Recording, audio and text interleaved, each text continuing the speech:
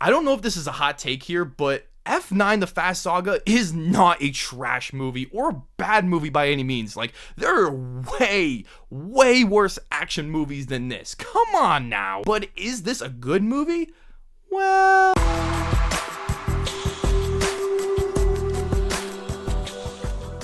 Welcome back, film fans. This is Let's Be Real with Brad.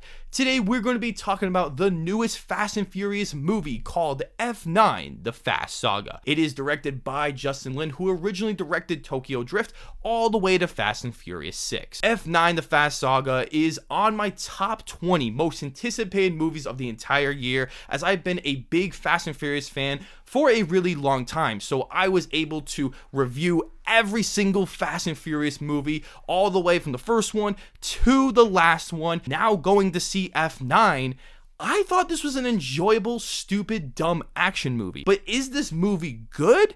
Well, I can't really say it's a good movie because this is a very problematic movie. So now that we got that out of the way, let's start off the positives first, and we're gonna go right in with the action sequences. I truly do think that the action sequences are pretty good, especially because Justin Lin comes back into this movie and offers his fresh direction into this. I thought some of the hand-to-hand fight scenes were edited and put together so damn well. All the car chase sequences are riveting, exciting, and just so explosive. But I was so entertained to see how much we can break the laws of physics and just to see where this franchise is going to. Heck, Hobbs and Shaw literally has a supervillain. It really seems like Justin Lin was trying to make all these action scenes bigger and better than all the other films in this franchise, and I think the bigger definitely applies to this because it is so ridiculously insane. I also found the visual effects in this movie to be really good and as well expected because it is a $200 million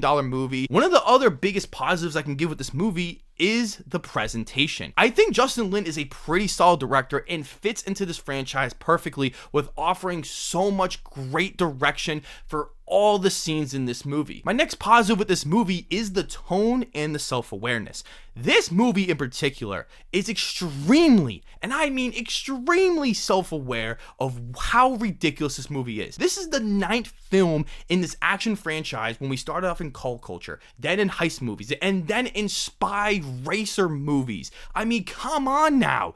They know how crazy this is. There's a literal joke in this movie that talks about how none of them have any scratches after any fight scene, how they never die and they never get hurt. This movie also has an insane amount of fan service, so someone like me really loved the fan service, but I never thought that the fan service was ever shoved in your face just for a plot point. Well, we'll get to where that comes in. Let's get into the boatload of negatives this movie has, and we're gonna start right with the story. This story is so ridiculously insane that I almost don't buy it at all, as I really didn't love the story in F8, but now after watching this, the story in F8 is definitely a lot better. But if I'm going to give them credit, at least they tried to make this work as much as they can. At least they were trying to fill in the blanks as we got along, and we actually do understand where these characters are coming from, and they tried to give a crap for the fans, because if this was a normal action movie, they wouldn't fill those spots at all. But my biggest issue with this story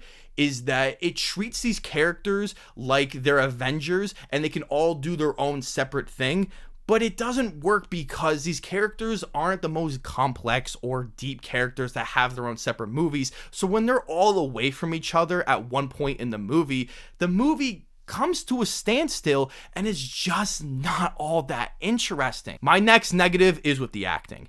Yeah, the acting isn't all that great. It's very mediocre, and as these movies go along, the acting somehow gets a little bit worse. So, I don't know, take it as you will. And my last negative with this movie is the writing.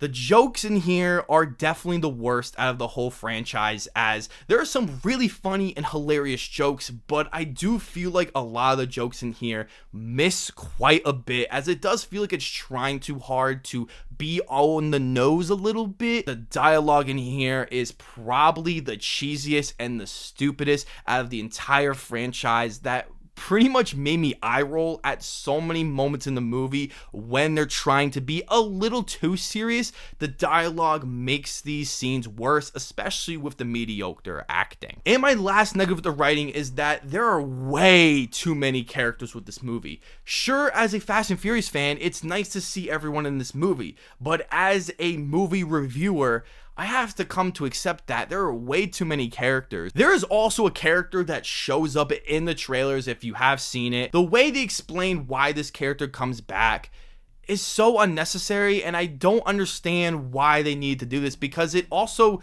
kind of ruins one of the other movies. So overall, guys, I had a really fun time with F9, and it's probably because I had my expectations very low for this movie, as I knew that this was going to be a dumb, stupid, idiotic movie that I was ready for. I am giving F9 The Fast Saga a 5 out of 10. Thank you all for watching, and I will see you all in the following review.